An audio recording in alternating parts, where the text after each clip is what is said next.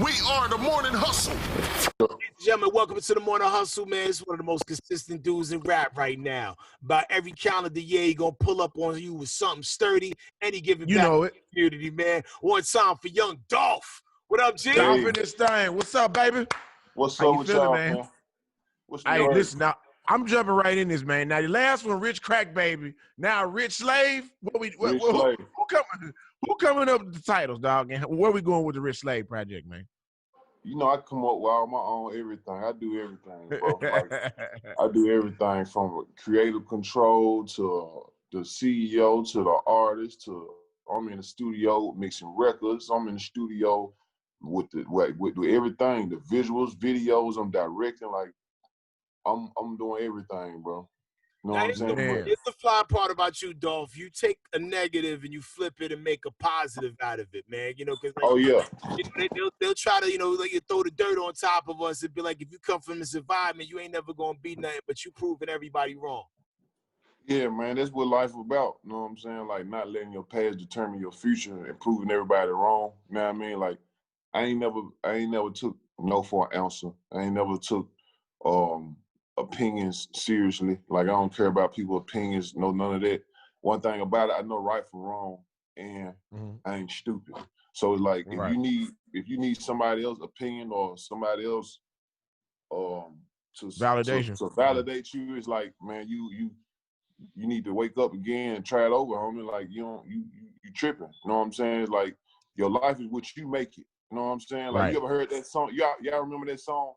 Nas, life is what you make it, nigga.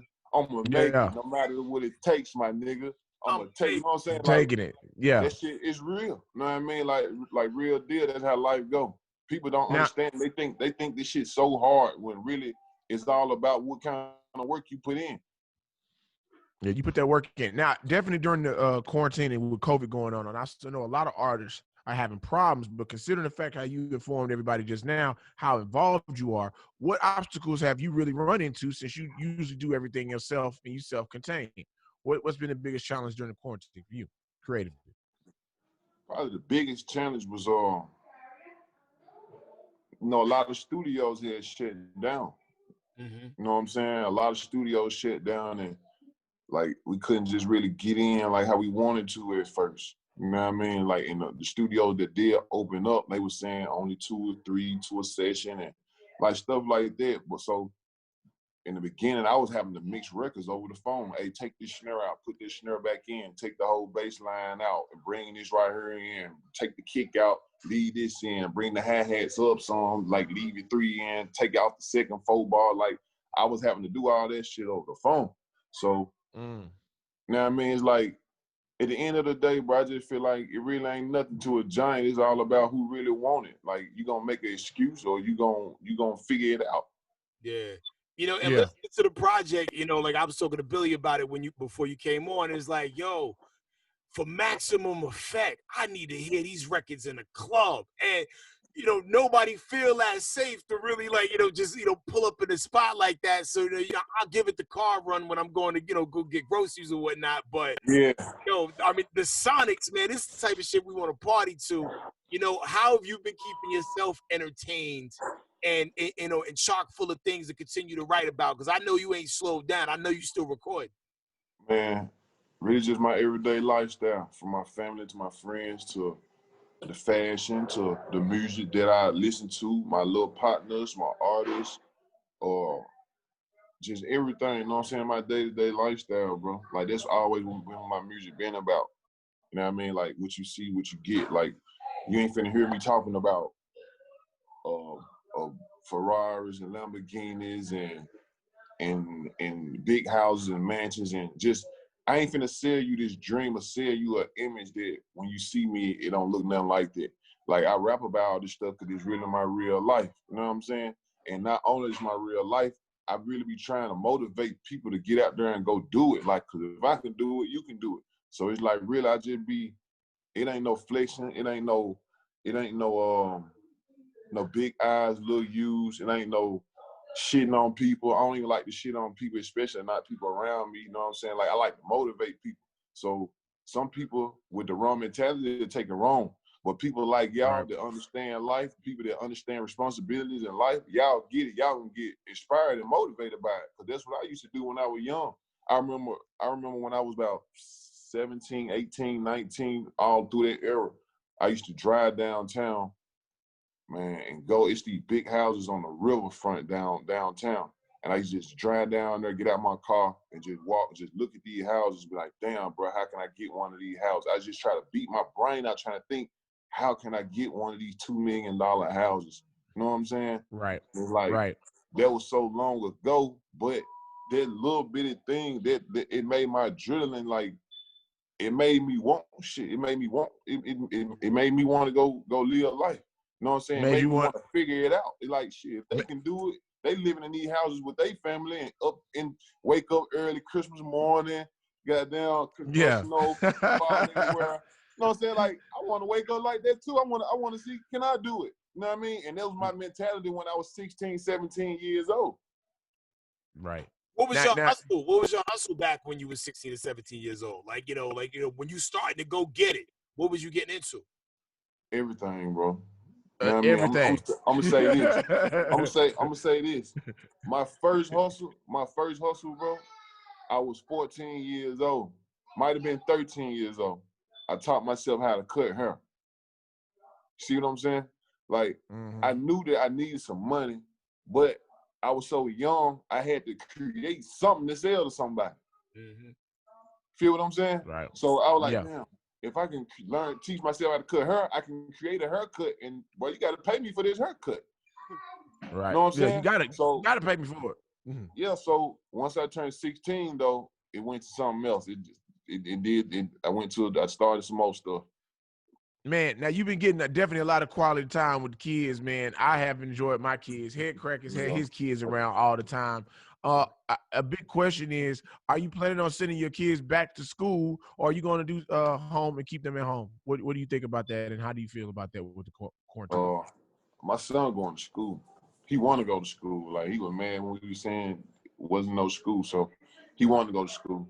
But the good thing about it is, like, they being real careful. They being real cautious. There's only 4 students in the classroom, and I don't know.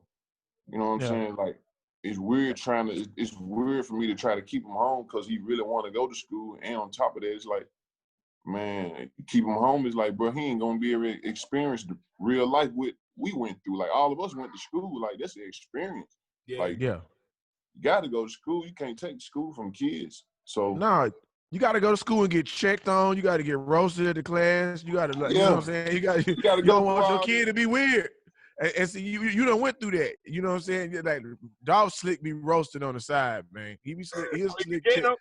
Yeah. Oh yeah. You just gotta be in the pocket. Just watch. He'll say something slick out of his mouth every now and again. Check somebody. He green. He'll get green with you real quick. He funny, man. Hey, so look, how you take this Memphis, this sound all the way around the world, bro? And it's interesting because I know you create a lot of different places and you collaborate with different people, but you always maintain a level of authenticity. Every time I hear your music, I feel like I'm going to visit my cousins and my aunties in Memphis and hang out there and just do stuff in the town. So tell me how you maintain that authenticity wherever you are in the world. I think it really just our slang. You know what I'm saying? It's our slang. It's the words, how we pronounce words. It's just, I think we just got this certain little twang to ourselves that, like, oh yeah, it's Memphis. You know what I'm saying? Like, when you grow up in Memphis, it's like you a certain kind of way, certain words you use, certain things you do and don't do. It's like, for example, like, I'm from Memphis, right? I'm a rapper, right? I'm doing everything I'm doing, right? I'm in the clubs all the time. And a big part of this music industry is like breaking records in the strip club and going to strip clubs. It's cool. I go in the strip club, I might throw a 30,000. I might throw a 40,000. I might throw a 20,000. But when I leave that strip club, I feel dumb as hell. For the simple fact, that's not our culture. We don't do that in Memphis. Right. Nah. You know what I'm saying? But since I done turned to an artist and I'm doing music, I'm a musician now, like, that's what we do as musicians. But bro, I'm from Memphis, man. We don't do that shit. We don't do that. You know what I mean? Yeah. So I remember it's pimping. It's pimping in Memphis. That's a lot of pimping coming from Memphis. So it's get the money. Don't give the money away. But that's the ill thing about like hip hop as a culture. Like, you know, we fall in certain pockets sometimes and do things because like we feel like that's what we're supposed to do. So if you could just guesstimate, right, Young Dolph, how much money you have spent in the strip club, you know, from A to Z, from the first time you ever went to a strip club to right this moment, how much would you guesstimate you have thrown in the strip club? Great question. From the beginning to right now. Right. Yes. Yeah. Man.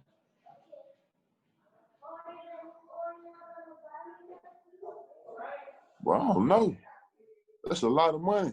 Okay. Over or under? Would you say it's more than $500,000? It's around five. It's around the $500,000 mark. Wow. It's around the $500,000 mark. You got to think, man. Hey, I'm going clap it up for that. Because you know what that is? That is community give back. We need to start getting some 501c3 because it's some kids went to school with that money. Some daycare got paid. It's some grandmas got took care of. So inadvertently, you help put through some kids through school, dog. Like it's a cycle. It's a cycle. Yeah. Dolph for mayor. Not for mayor. It's a cycle, man. I'm just donating to the community. Yeah. You be speaking of some real things and you occupy like just so many different pockets of life. So like there's a joint you got on your album, To Be Honest. And there's a line you had on there. You a square if you ain't never fucked a bitch in a dope house. I think that's what you said. Oh, yeah, I fucked the crack kid. I just want to know, can you please tell that boys that be in the hood have fucked crackheads? Dolph, tell the truth. You ain't never knocked one of what is going on right now? I was like, tell us the truth. No. I done had some bad ones from across the city that don't look like they belong nowhere in this neighborhood. But they in there. I had them in the spot. That line, like, I had to rewind it a few times. It's like, hold on, but why am I a square? Because I've never fucked a bitch in a dope house. Like, what kind of bitch? No, that line don't belong to you, bro. Okay, thank you. You excluded from that line. Right? Where did I go wrong in life? Was I supposed to do this? Did I miss the box? Was I supposed to, I'm like, but Dolph getting it how he lived. I rock with it. But, what is the hardest thing for you to rap about personally? Because some things are like, I that's just for me. But, what's the hardest thing for you to rap about? Probably nothing. Know what I'm saying? Probably nothing, but I know when I talk about certain things, with certain stuff I talk about, I be like, damn, why I start talking about this? Because my eyes get watery. I get thinking too hard. You know what I'm saying? Like when I bring up my grandmama, my auntie, and it'd be more than one bar. It'd be like a whole 4 bars or some shit where it's shit like it's deep in it, and I went hard in it. It's like, God damn, man, I shouldn't even brought this up. It's like, man, I done changed my whole spirit, but at the same time, it's like, man, they want to hear everybody else. They done been through this stuff too. You know what I'm saying? Your grandma sacrificed a lot, bro. You talk about it, man, and you talk about all the sacrifices and her supplementing what you didn't have in certain pockets of parental support and how she came through and did all this stuff, bro. Like, if you think, seeing what you've done now, how much of that success do you feel like you owe to her? Like, where do you feel like you still feel like her teachings are helping you in the arena that you're in now with rap?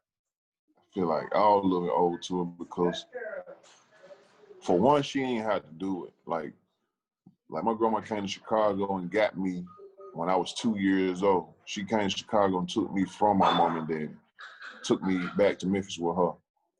For the second reason, bro, because, man, she an old lady, bro, and she was raising 3 little badass boys in this community where it's messed up at. You know what I'm saying?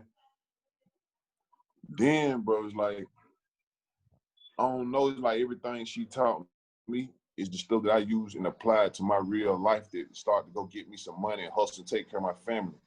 Nothing that was taught to me in school, I don't use none of that shit.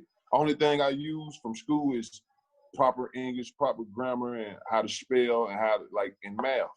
You know what I mean? And a little stuff like health and stuff like that. All the history shit, social studies shit, it's bullshit. Like I don't shit. I ain't heard nothing about none of that shit ever since I left. I feel you. Know what I'm saying? And it'd be hard to not tell kids that it doesn't matter in real time, you know, because like I haven't really felt like I had to use geometry. I didn't need to know who the governor of. Because you don't want them getting no else and shit. You don't want them getting else on their report card, but at the same time, it's like by you being a big homie, a big brother, a father, uncle, whatever it is to the child, it's like you got to kind of tell them, but not tell them like, hey man, like, yeah, but make sure you pay attention to English and math though. Know what I'm saying? Like, make sure you do that. Like, but you can't just tell them like, man, fuck that social studies, history shit. That stuff don't mean nothing. Like, you can't do that. Make sure you pay attention in chemistry class. Make sure you get your weights and measurements together. I know you guys know that. Slick ass. Yeah. Make sure you can eyeball a 3.5. Real talk for real, bro. Yo, so this is your first solo album for 2 years. Why was there such a gap? Because I remember you pulled up on us in the studio when you dropped like your last solo album. Yeah. And you did give us, you know, something in the form of a mixtape, you know, to hold us over. But you know, what made you take your time? I really was just chilling. I wanted to like focus on stuff I ain't been having time to focus on. Like my little boy getting big, little girl getting big.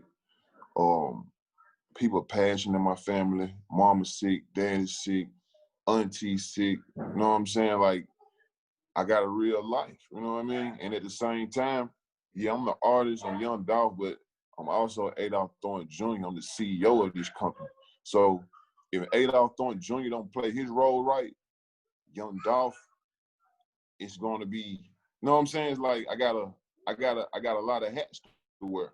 You know what I mean? And I got to wear all of them proper. I got to take care of my business on all ends. Shut up! What kind of dog is that? Man, retarded ass dog, man. Stupid ass dog.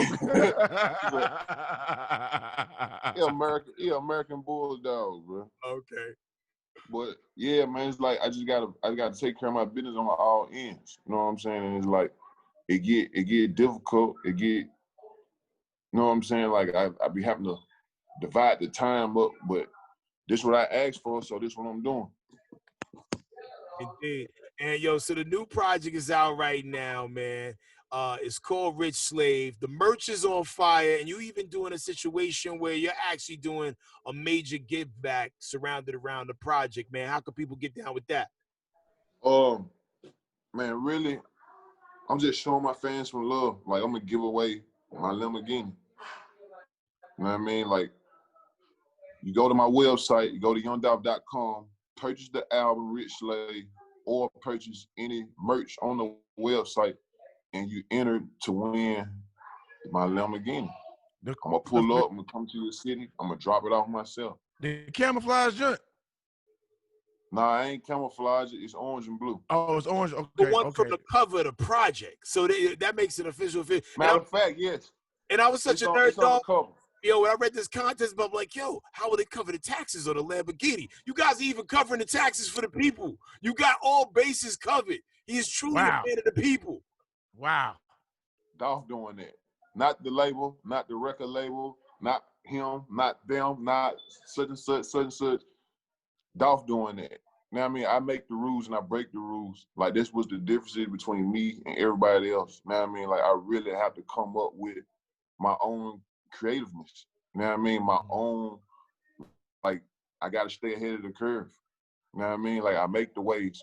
Mark my word, you're going to see somebody try to bite my dick. And, like, one of the artists, they're going to try to do it, but they're going to try to do it in a sleek way where it make it look like they didn't get it off a dog. But somebody going to try to do it. And when he says biting dick, he means copy. For those at home who don't understand, they're gonna be in your inbox. I bite your dick, dog. Like you got to clear it up today, dog. That's copy. Yeah, they're gonna try to copy that. There you go. There we go. You got a lot of records in, Dolph. What is the craziest thing that's ever happened in the studio while you was recording?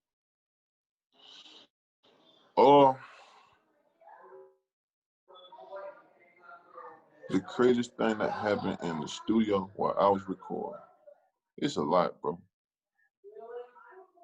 It might be girls finding out where we at. It might be the engineer turned groupie or grouped out. It might be it might be a dice game. It might be a dice game when shit. One night we shooting dice. I'm recording though, but I got probably 15 of us in the studio, 13 of us, 15 of us in the studio. I'm recording, session over. Man, we stayed in that motherfucker an extra 7 hours shooting dice. How often do the you studio? Like, what's the most you won? What's the most you won shooting dice? I never win.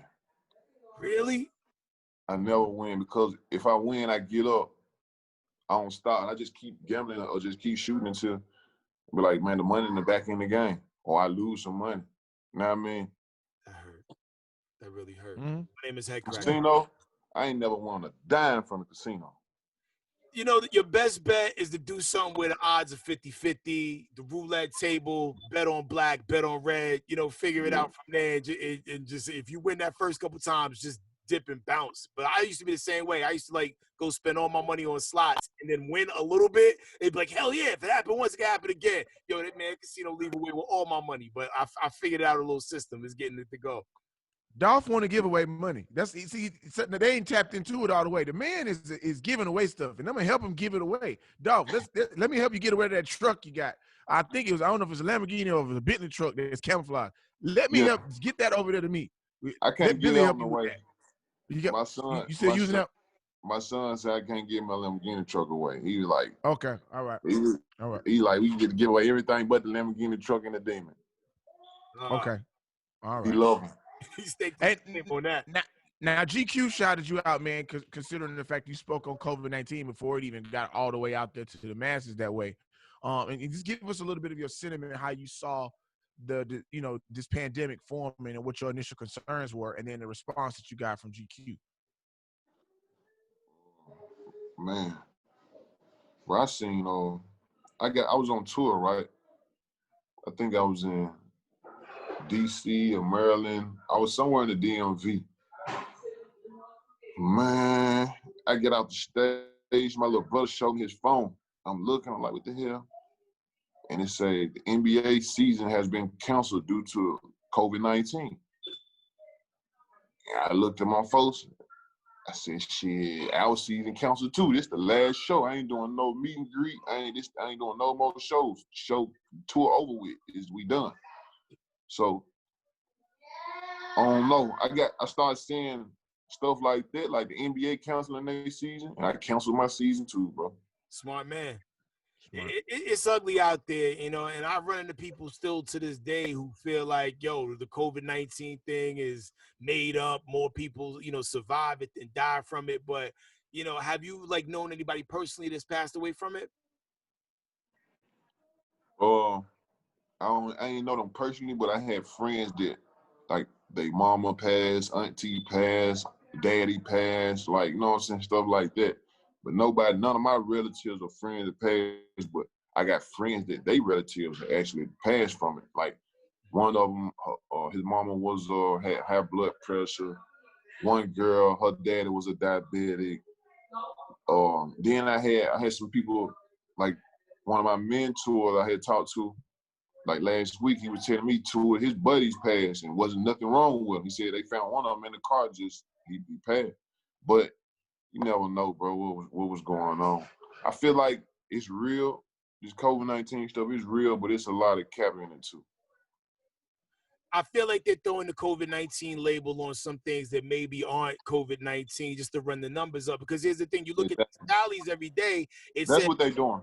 XYZ amount of people infected with COVID, but it's not like there's that many people walking around right now with COVID. They're keeping the meter running from when the thing started. So, you know, they pump a little fear with that and, you know, just to drive a narrative. It is goofy. But, you know, going back to the album real quick, man, how proud is Uncle Vic of you right now? Man, that's my dog, man. He right here. I look at him every day. You know what I'm saying? He passed in 2000, I want to say 2011. I think he passed in 2011 or 2010. It's one of them. But I know he's super proud of me. You know what I mean? Like I really it's like I grew up, became a man, and filled his shoes because he was like the man of the family. Like he taking my grandma to the Bahamas. He got a spot over there from every time they go. He taking the whole family to Disney World. You know what I mean? Like his wife was the best cook. She gonna cook. Goddamn, we go to his house. She gonna ask us what we want. Man, I might say pancakes. My little brother might say rice. My other cousin might say oatmeal. She gonna make all of them. You know what I'm saying? Like, he was just a real guy. He was just a real stand-up guy. You know what I'm saying? And my auntie, him and his wife, R.I.P. to both of them, man. But it's like I learned a lot from him. You know what I'm saying? Really on some family shit, like how to cater to my family. You know what I'm saying? And like the importance of family. Now you live a version of like, being raised by the village, man. Like, Billy and I both get to testify to that. Yeah. Sometimes it ain't always your mom and dad that teach you the most valuable things in life. It's everybody coming together and keeping it going. And it's dope to see you continue that legacy, bro. Hell yeah. It's all about what you do with it. You know what I mean? You got to be a person that like to think, like a person that run to responsibilities instead of running away from responsibilities. Yeah, no doubt. Well, yo, continue rocking and doing your thing, and thank you for blessing the people with another album to ride to. It takes our mind off things, and it's just dope to see where you came from with this shit to where you going with this shit, man. Like me and Billy both got hyped when we found out you was pulling up on us, and we continue to throw nothing but positive and great energy over you. You know what I'm saying? I appreciate it. I appreciate y'all, boy, man. Y'all keep doing what y'all doing, man, because the culture needs this. The culture needs y'all, man, and y'all don't stop, bro. Like, whatever y'all do, y'all don't stop. Keep taking it to the next level and keep going, bro. Like, keep going up the ladder. For real, bro. Like, I love what y'all doing. Hey, now, Dolph, I was born in Chattanooga and raised in Houston, so we say bye a little different way. Hey, man, I'm going to get you some muscle for that little bit of shirt you got, man. I'm going to go. Boy, if you don't get out of here, a little shirt over there, boy, where your chest at, boy? Little boy chest over there, boy. Hell no. Hey, man, I'm glad you back out here. You need to hit the waist way in there, boy. Hey, you sound just like a Yo, and no matter what city I go to, somebody know Billy. Like, y'all used to watch him. No matter what city I went to. Yo, what song you want us to ride out to, man, when we go out, man? Oh, man.